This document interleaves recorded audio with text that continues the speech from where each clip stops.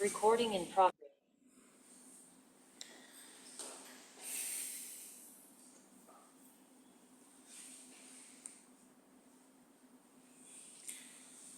Oke, halo semua, kita akan lanjut di dalam pembahasan kita mengenai doktrin Tritunggal. Saya akan membahas pada hari ini yaitu perkembangan doktrin Tritunggal yang saya akan bahas secara lebih mendalam di dalam tinjauan historis dan teologis daripada doktrin Tritunggal. Tentu ini sesuatu yang tidak bisa diselesaikan hanya dengan satu kali pertemuan ya. Sebetulnya saya selalu mengatakan bahwa sejarah gereja terutama di 4 abad, 5 abad pertama berkecimpung ya, dengan pembahasan doktrin Tritunggal. Doktrin Tritunggal itu sesuatu yang sangat penting karena dia menjadi wadah bagi doktrin Kristologi ya. Iman kita ini kan bersandar sangat dengan pengakuan kita akan siapa Yesus Kristus. Tapi juga kita perlu pahami bahwa doktrin Tritunggal yang menjadi wadah bagi Kristologi itu juga digumulkan oleh gereja sekian lama karena pergulatan atau pergumulan Kristologi. Jadi karena mereka harus menjawab, oh Kristus itu siapa, begitu ya. Kemudian bagaimana dia menjadi juru selamat, bagaimana dia bisa adalah Tuhan kita dan dia bisa menebus kita. Ini jadi satu pergumulan yang ketika gereja pikirkan, kemudian mereka harus memaksa diri untuk memikirkan tentang Tritunggal, tentang doktrin Allah Tritunggal. Jadi doktrin Allah Tritunggal itu menjadi wadah bagi Kristologi, tapi ia digumulkan di dalam konteks pergumulan Kristologi. Nah ini satu hal yang kita perlu pahami ya. Jadi dia akan selalu berkaitan antara Trinitas Tritunggal dengan dualitas natur dari Allah Anak Yesus Kristus. Itu satu hal yang sangat related satu dengan yang lain. Nah hari ini kita akan bahas apa yang mungkin menjadi garis besar ya dari perkembangan doktrin itu. Dan kita akan mulai dengan ini ya, kita akan mulai dengan dasar Alkitab. Nah, kita bisa melihat ya, waktu misalnya kita tanya begini, apakah di dalam Alkitab itu ada yang namanya kata Tritunggal? Tentu jawabannya adalah tidak, gitu ya. Kita ada orang coba untuk bikin cocok logi, tapi faktanya memang nggak ada kok. Alkitab itu tidak memberikan doktrin itu, apalagi kredo pengakuan iman di dalam bentuk yang baku, tetapi ia memberikan benih-benih. Benih itu berarti ya dia perlu waktu ya untuk kemudian dia bertumbuh. Bertumbuhnya di dalam sejarah gereja, benihnya dari Alkitab yang bahkan kita bisa katakan penuh. Salah satu yang sangat besar yaitu adalah misalnya di dalam Matius ya. Waktu Tuhan Yesus mengatakan kepada murid-muridnya, inilah amanat agung ya, kamu pergilah jadikanlah seluruh bangsa muridku dan baptiskan mereka di dalam nama itu tunggal. Tetapi nama yang tunggal itu dia kemudian disebutkan ada Bapa, Anak, dan Roh Kudus. Ini kan satu hal yang unik ya. Kalau misalnya tiga Allah kan sebut saja nama itu pakai kata plural kan ada ya di dalam bahasa asli. Tapi tidak kan ya, nama itu kan tunggal. Tapi kemudian di dalam Bapa, Anak, dan Roh Kudus. Kemudian kita bisa lihat narasi di dalam Alkitab ya. Narasi-narasi di dalam Alkitab itu dia penuh dengan eh, relasi Tritunggal yang sangat kuat. Misalnya waktu Tuhan Yesus dibaptiskan. Di dalam Alkitab waktu Tuhan Yesus dibaptiskan maka kita melihat satu gambaran kasih trinitaris, yaitu ketika ia dibaptiskan oleh Yohanes Pembaptis, maka langit itu terbuka, ada suara dari Bapa yang menyatakan dia mengasihi anak, dan kemudian ada Roh Kudus yang turun kepada anak di dalam gambaran burung merpati. Ini kan kasih trinitaris. Kemudian doa Yesus Yohanes 17 bahwa ia mengasihi Bapa, ia taat kepada Bapanya, dan dia tentu berdoa dengan kuasa Roh Kudus. Ini gambaran kasih trinitaris ya. Baptisan Bapa kepada anak, dan doa Yesus Yohanes 17 anak kepada Bapanya. Dan terus selalu diikat dengan Roh Kudus, dengan Holy Spirit. Kalau kita kaitkan dengan Agustinus punya gambaran yang sangat terkenal ya, yang tentu juga mungkin tidak hanya dia yang mengatakan itu ya. Bapa mengasihi anak, anak mengasihi Bapa, dan Roh Kudus menjadi kasih yang mengikat Bapa dan anak. Ini satu hal yang kita bisa lihat di dalam Injil ya, baik di dalam baptisan Yesus ataupun di dalam doa Yesus kepada Bapanya. Kasih trinitaris yang sangat kuat menggambarkan memang Allah Tritunggal adalah kasih begitu. Nah, kemudian kita bisa kaitkan lagi dengan akar perjanjian lama ya, yang menggunakan konsep firman, kemudian dikaitkan kalau di dalam perjanjian baru kan logos itu firman ya. Tapi di dalam perjanjian lama misalnya kita lihat di dalam Amsal. Amsal itu bicara tentang hikmat. Ya, hikmat itu personifikasi daripada hikmat itu Amsal katakan, Amsal 9, Amsal pertama ya. Dia itu selalu memanggil orang kepada dia. Dia selalu memanggil orang, para simple man di dalam Amsal, untuk datang kepada dia, untuk menghampiri dia, untuk menerima didikan. Tapi di dalam Amsal 9 dikatakan bahwa hikmat itu bersama dengan Allah pada waktu Allah menciptakan. Ini kan sesuatu yang mirip dengan kata Yohanes ya. Yohanes pakai istilah apa? Firman kan ya. Saya coba baca ya. Yohanes pasal 1 ayat 1. Pada mulanya adalah firman, firman itu bersama-sama dengan Allah, dan firman itu adalah Allah. Ya, pada mulanya bersama-sama dengan Allah, segala sesuatu dijadikan oleh dia, dan tanpa dia tidak ada sesuatu apapun yang telah jadi dari segala yang telah dijadikan. Oh, di dalam perjanjian lama, Amsal menggunakan pengertian-pengertian yang mirip. Juga selain Yohanes ini, Kolose misalnya ya, segala sesuatu dijadikan melalui dia. Tapi pakai kata hikmat, gitu ya, hikmat yang bersama dengan Allah sejak mulanya. Nah, jangan-jangan ini dewa lain. Oh, enggak bisa, karena Allah kita itu kan di dalam Kejadian sudah ditekankan oleh perjanjian lama. Dia sebelum segala sesuatunya ada, dia sudah ada. Jadi penciptaan itu kan creatio ex nihilo, ya, dari tidak ada menjadi ada.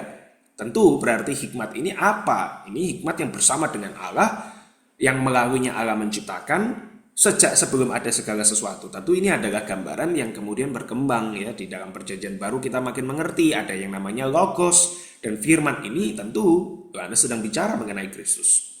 Kemudian di dalam perjanjian lama kita berulang kali menemukan istilah malaikat Tuhan dengan huruf M yang besar, yang kita biasa terjemahkan atau kaitkan ini dengan Allah anak yang memberikan perantaraan antara Allah kepada misalnya Abraham. Ya, ini malaikat Tuhan ini kan bukan malaikat yang sama dengan malaikat-malaikat yang lain. Dia adalah gambaran yang melaluinya Allah itu memberikan kehadiran dengan jauh lebih besar, jauh lebih limpah.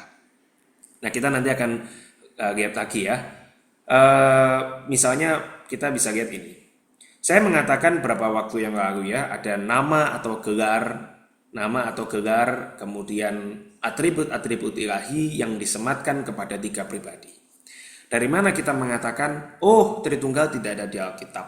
Oke, tapi benihnya ada. Oke. Lalu dari mana kita tahu bahwa benih-benih ini diberikan hanya untuk Bapa, Anak, dan Roh Kudus? Kenapa tidak misalnya tambah Gabriel, Petrus, begitu ya, atau tambah Yohanes? Kenapa kok hanya Bapa, Anak, dan Roh Kudus yang kemudian kita katakan sebagai Allah? Nah, saya mengatakan pertama kita bisa lihat ya, di dalam Alkitab itu ada nama atau gelar yang disematkan hanya pada Allah. Kemudian ada atribut ilahi yang hanya disematkan kepada Allah.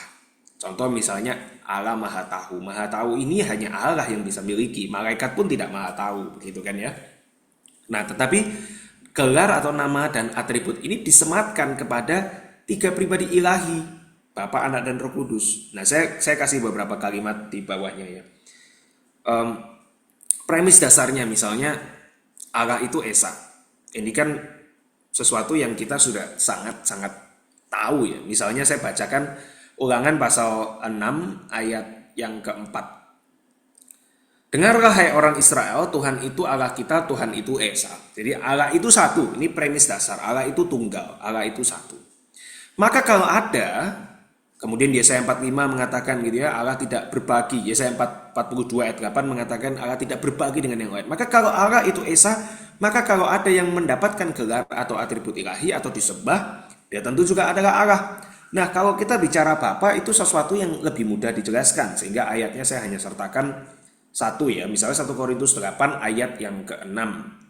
Dikatakan di sana, namun bagi kita hanya ada satu Allah saja, yaitu Bapa, yang daripadanya berasal segala sesuatu dan yang untuk dia kita hidup, dan satu Tuhan saja, yaitu Yesus Kristus, yang olehnya segala sesuatu telah dijadikan dan yang karena dia kita hidup. Nah, ini satu hal yang menarik ya. Hanya ada satu Allah, yaitu Bapa, sumber segala sesuatu. Ada yang daripadanya berasal segala sesuatu. Tapi waktu kita lihat misalnya penjelasan kitab suci tentang siapa anak, kita akan menemukan nuansa yang sangat mirip. Ya, nuansa yang sangat mirip yang tentu hanya bisa dipahami kalau itu adalah Allah. Yohanes 1 tadi kita sudah baca. Saya coba bacakan Yohanes 20 ayat 28. Thomas menjawab Yesus, "Ya Tuhanku dan Allahku." Dan apakah Tuhan Yesus menolak? Tidak ya. Tuhan Yesus mengatakan kepada Thomas, "Karena engkau telah melihat aku, maka engkau percaya. Berbahagialah mereka yang tidak melihat namun percaya." Ini konfirmasi loh. Waktu Thomas mengatakan, "Ya Tuhanku dan Allahku," ini satu statement of faith yang sangat penting, dan Tuhan Yesus tidak menolak statement of faith daripada seorang Thomas. Yohanes 8 ayat 58, kata Yesus kepada mereka, "Aku berkata kepadamu, sesungguhnya sebelum Abraham jadi, aku telah ada." Abraham itu secara tahun ya sudah jauh-jauh sekali sebelum Yesus. Kalau dia bisa ada sebelum Abraham ada, maka tentu Yesus bukan manusia semata. Ya, tentu dia adalah mengkonfirmasi ya, bukan hanya dia ada sebelum Abraham secara waktu, tetapi juga bahasa aslinya itu kan before Abraham was, I am. Ini kan gelar atau nama daripada Allah yang tentu orang biasa tidak akan berani pakai ini untuk diri mereka. Ini adalah sebuah blasphemy kan ya. Maka Yohanes 8 ayat 59, satu ayat setelahnya itu kan orang-orang Yahudi kemudian ambil batu siap lempari Yesus. Kenapa siap lempari Yesus? Karena ini kalimat mengatakan bahwa dia adalah Allah loh. Ya. Kemudian Kolose 1 ayat 16. Kolose 1 ayat 16 ini satu ayat yang juga sangat penting ya. Bagaimana orang bisa mengatakan Yesus adalah Allah? Karena dikatakan oleh Kolose 1 ayat 16, di dalam Dialah telah diciptakan segala sesuatu yang ada di surga dan yang ada di bumi, yang kelihatan dan yang tidak kelihatan, baik singgasana maupun kerajaan, pemerintah maupun penguasa, dan Dia mengatakan segala sesuatu diciptakan oleh Dia dan untuk Dia. Dan ayat-ayat yang lain ya.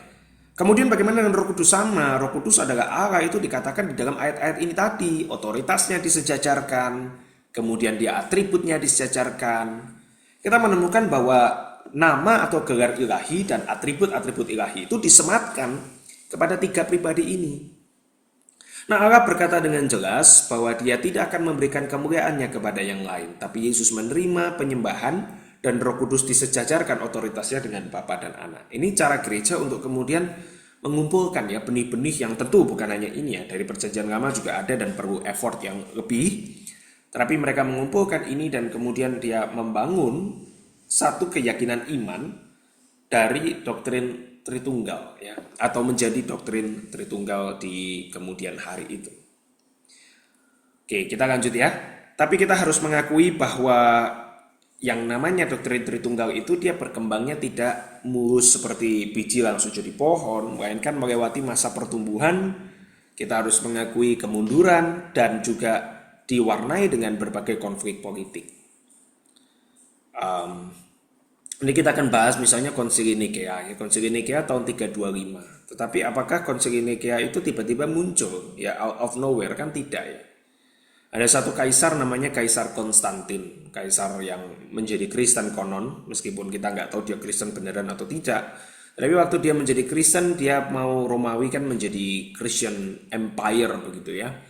Tapi dia punya masalah. Waktu dia melihat banyak teolog ini beda pandangan, dia nggak mau ribet ya. Jadi sebenarnya ada aspek di dalam konsili Nisia itu di mana Konstantin ini, nggak tahu mana yang benar. Kalian ketemulah, kumpullah, dan kemudian kalian bicaralah doktrin mana sih yang kalian mau pegang gitu kira-kira. Ya ini jadi satu hal yang mewarnai sejarah gereja. Nah tantangan mereka apa sih sebetulnya?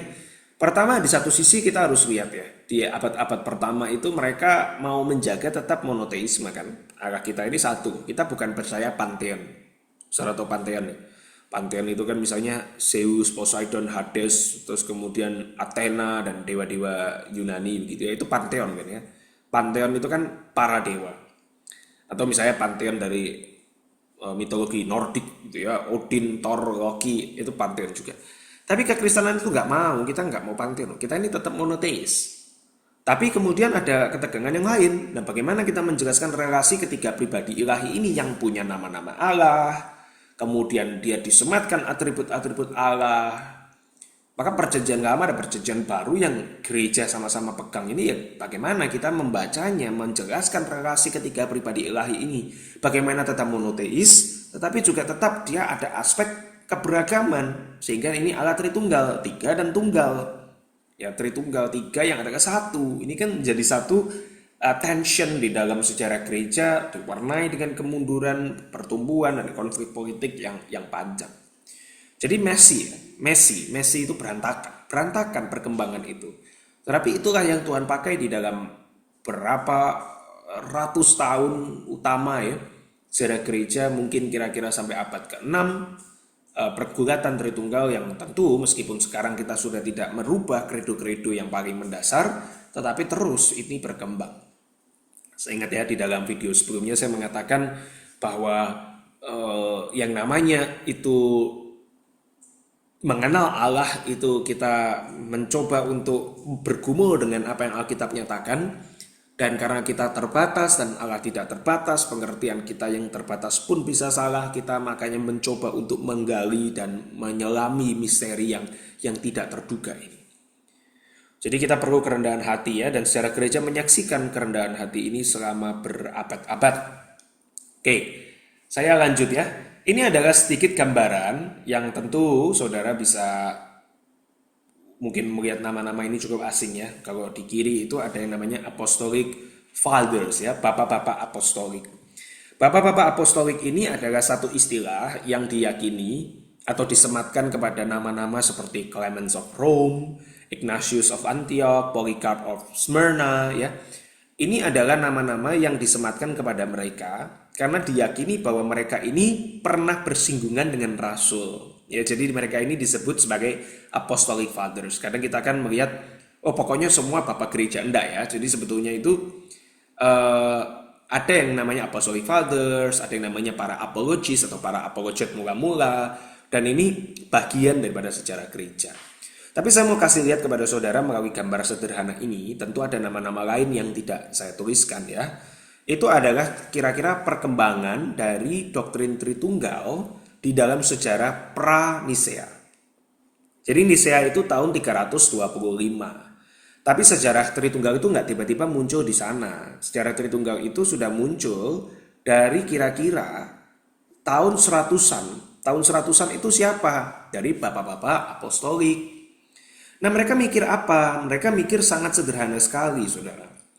Jadi pada waktu abad pertama itu para bapak-bapak apostolik, mereka pemahaman doktrin Tritunggal itu lebih hanya sebatas liturgical. Ya, jadi mereka berdoa, mereka menyebut Bapa, sebagaimana Yesus menyebut Bapa begitu ya. Kemudian mereka, oh iya ada amanat agung, kemudian mereka mulai membakukan format baptisan itu ya. Saya kasih contoh gini, misalnya di dalam Kisah Para Rasul. Kan Petrus itu kan dan rasul-rasul membaptis satu kali dengan mengatakan, oh kamu dibaptis di dalam nama Yesus saja kan ya, bukan Bapa, Anak, dan Roh Kudus ya. Tapi kan di dalam amanat agung itu kan Bapa, Anak, dan Roh Kudus. Kapan sih gereja mulai secara bertahap dan pelan tapi pasti membaptiskan di dalam doktrin atau kredo Tritunggal? Jawabannya ya di sini. Di dalam bapak-bapak apostolik punya pergumulan, mereka mulai mengupdate liturgi mereka, mengakomodasi pengertian Tritunggal. Tentu sangat berbeda dengan pengertian Tritunggal sekarang. Mereka belum sejauh itu ya, tetapi mereka mulai. Kira-kira saja mereka tahun 100-an. Ini kan sangat early ya. Kemudian Justin Martyr. Justin Martyr ini diyakini meninggal kira-kira tahun 160-an ya, sebelum Masehi. Masehi ya, setelah masa Yesus Kristus. 160-an tahun setelah masa Yesus. Justin Martyr ini bicara apa sih? Justin Martyr ini mulai lebih jauh ya. Dia mulai memahami yang namanya Bapa itu, Yesus itu ada relasi. Kemudian dia mulai mengeluarkan analogi yang baik seperti cahaya dari matahari, api yang menyalakan api lain, begitu ya. Api yang kedua ini adalah Yesus atau anak. Tapi tentu ya masih sangat terbatas. Masih ada kita bisa katakan aspek subordinationism ya, bahwa anak itu tunduk kepada Bapa. Kita harus memaklumi ya, ini tahun 160-an ya, para apologis, Justin Martyr. Selain itu juga ada orang seperti Theophilus of Antioch, Irenaeus ya. Kemudian ada orang-orang seperti Tertullianus yang dekat dengan masa daripada Justin Martyr ya. Tertullianus itu mungkin meninggal sekitar 180-an. Tapi di dalam Tertullianus ini kita menemukan orang yang lebih jauh ya, dia bawa lebih jauh karena dia itu adalah orang pertama yang menggunakan kosakata Tritunggal modern. Sebelum daripada Tertullian, orang itu mengerti atau menggunakan kata triad ya, trias. Tapi ini masih pengertian yang bukan triad Tritunggal ya. Tertullianus ini mulai dia pakai istilah Trinitas untuk mengatakan betul Bapa, Anak, dan Roh Kudus. Jadi dia ini sering disebut sebagai Bapak kosakata Trinitas gitu kira-kira. Dia mulai membawa lebih jauh dengan menggunakan kata Trinitas itu, dan sangat baik dia mulai menyematkannya pada tiga pribadi ilahi sebagaimana adanya, gitu ya. Kalau sebelumnya kata trias itu mungkin diucapkan oleh misalnya Theophilus dari Antiok, tapi Theophilus dari Antiok itu menggunakan kata trias untuk misalnya Allah, kemudian firman-Nya dan hikmatnya. Jadi ini beda ya, dalam pengertian pada saat itu memang hikmat konon adalah cara orang memahami Roh Kudus ya. Eh, Sophia Hologos ya, hikmat dari Allah, wisdom of God. Itu mereka pahami sebagai Roh Kudus. Tapi kemudian baru Tertullian menggunakan kata Trinitas dengan jauh lebih dekat dengan pengertian kita hari ini ya. Kita berhutang banyak sama dia. Kemudian masih ada orang-orang seperti Origen. Origen itu juga dia sudah mulai lebih jauh lagi, dia menggunakan istilah eternal generation ya, diperanakkan di dalam kekal. Dia menekankan tidak ada momen di mana Bapa ada tetapi anak tidak ada, begitu ya. Tetapi tentu ya memang belum semodern sekarang. Saya kira salah satu hal yang kemudian memboost perkembangan doktrin ini adalah ketika Arius, ya Arius itu dia kemudian mengekstrimkan pemahaman gereja yang mula-mula pada saat itu dengan menekankan bahwa kalau begitu, kalau anak tunduk pada Bapa, maka berarti anak itu pasti adalah Allah yang lebih rendah. Ini kan diekstrimkan.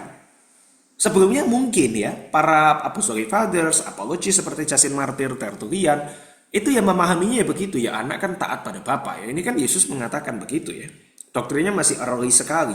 Tapi Arius put it to the extreme dengan kemudian dia, ini kalau begitu anak lebih rendah. Karena ini maka gereja mulai merespon dengan sangat, dan kemudian mereka mulai itu menggumulkan lebih jauh, mereka saling surat menyurat, mereka ada ketegangan, dan kemudian terjadilah Konsili Nisea. Ini tahun 325 ya. Untuk meresponi secara khusus ya, meresponi Arianisme atau ajaran dari Arius. Ini kira-kira 300 tahun ya, sejarah pra-Nisea sampai Nisea. Tapi saudara, saya ingin mengatakan bahwa kalau kita membaca misalnya pengertian bidat pada zaman itu, dan kemudian Nisea akan membidatkan ajaran Arius ya, ajarannya itu tentu salah dan berbahaya ya, kita sekarang nggak bisa adopsi lagi. Tetapi lahirnya bidat-bidat ini kita harus pahami ya. Misalnya Peter Pan seorang teolog mengatakan bahwa para bidat ini kan muncul bukan sebetulnya seperti niat jahat merusak ya, melainkan kegagalan untuk melogikakan paradoks ilahi. Mereka ini dipaksa atau memaksa diri mereka untuk hanya milih salah satu kan ya. Saya pilih kesatuan atau saya pilih keberagaman. Saya pilih kesatuan, kalau kesatuan kemudian saya punya problem-problem apa. Saya pilih keberagaman, saya punya problem-problem apa. Mereka tidak bisa merangkul keduanya. Apakah bidat-bidat pada zaman itu mereka berniat untuk menghancurkan gereja? Mungkin tidak. Karena misalnya Arius ini juga seorang elder ya, seorang teolog ya pada zaman itu ya. Nah, tapi beda kalau misalnya hari ini kemudian ada orang yang berpikiran, saya tak pikir-pikir ulang deh, kayaknya pemahaman Arius ini masuk akal juga ya. Saya pengen beda misalnya, saya mengatakan, anak ini dicipta, anak ini lesser God, dewa yang lebih rendah. Anak ini kemudian adalah sosok yang diciptakan misalnya. Kamu nggak tahu sejarah gereja sudah bahas itu panjang. Enggak apa-apa, saya mau unik, pemahaman saya lain. Itu niat jahat.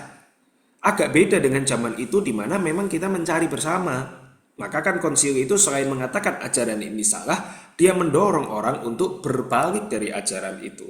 Ya, berbalik dari ajaran itu. Nah, sehingga ini satu hal yang penting waktu kita membahas misalnya bidat-bidat gereja zaman itu dan membedakan bidat-bidat gereja itu di zaman sekarang. Yang tentu sudah sangat berbeda pengertian, sudah banyak buku, sudah banyak YouTube video seperti ini banyak sekali dan so on and so on. Nah ini ya sebagian bidat Tritunggal, maka umumnya dia adalah gagal untuk melihat dua fokus ini ya. Misalnya fokus yang pertama adalah fokus dari kesatuan, gagal melihat keberagaman maka orang akan misalnya menjadi Arianis ya, Yesus itu diciptakan, atau adopsionis. Yesus itu hanya manusia biasa yang kemudian diadopsi Allah. Kapan diadopsi Allah? Oh, waktu baptisan. Jadi sebelum itu apa, dia manusia yang saleh. Lalu kemudian dia baru diadopsi jadi Allah di umur 30 tahun gitu ya, mulai misi misi public ministry-nya di dunia, itu adopsionisme. Atau modalisme. Ini Allah mesti satu nih, tunggal. Oh, kalau begitu bagaimana ini menjelaskan Bapa, Anak, Roh Kudus? Oh, itu topeng-topengnya ganti itu.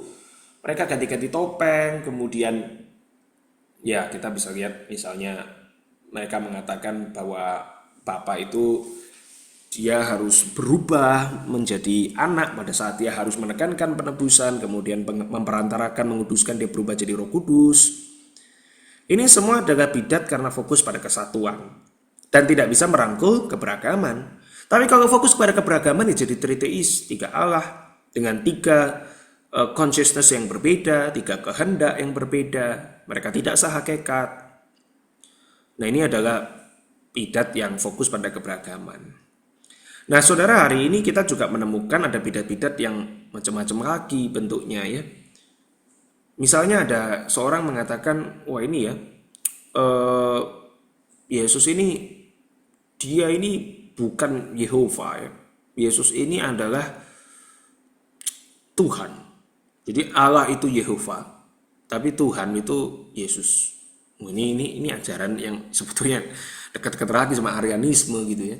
Kalau ada lagi yang mengatakan bahwa oh sebetulnya Yesus punya saudara. Saudaranya siapa? Saudaranya itu Gabriel atau Jibril. Kemudian Lucifer, tapi Lucifer ini membelot jadi dibuang ke neraka. Jadi Yesus ini jadi kakak sulung dari malaikat Gabriel. Oh, ini ajaran apa lagi, saudara ya? Kalau kita menyematkan nama ilahi kepada yang Alkitab tidak sematkan nama ilahi, kita berdosa. Itu heretical. Oh, Yesus ini cuma nabi yang luar biasa tinggi levelnya sehingga kemudian dia dekat sekali dengan Allah, tapi dia adalah nabi. Oh, ini bidat lagi. Oh, Roh Kudus itu bukan pribadi, Roh Kudus itu cuma power, energi dari Allah. Oh, tapi Alkitab itu menyematkan loh atribut-atribut ilahi, nama-nama ilahi dan tindakan pribadi, mendengar, bicara, bergerak, bisa berduka. Ini kan pribadi loh. Jadi kalau kita misalnya mengatakan wah Roh Kudus bukan pribadi, itu juga bidat lagi loh.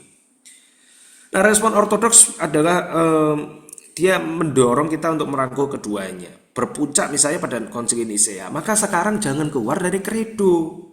Saya menekankan berulang kali ya, doktrin Tritunggal tidak diberikan di dalam analogi, di dalam tips jitu atau peluru rahasia, tapi diberikan di dalam kredo, sesuatu yang mau mengatakan this is what I believe, ini yang saya percaya. Yang misalnya kita melihat sejarah gereja Messi. Kalau gitu apakah Bapak Gereja Pranisea itu bidat? Ya enggak juga. Kan they are going there, going kepada kredo yang satu itu. Nah, jadi kita bisa lihat ini hal yang penting, saudara ya.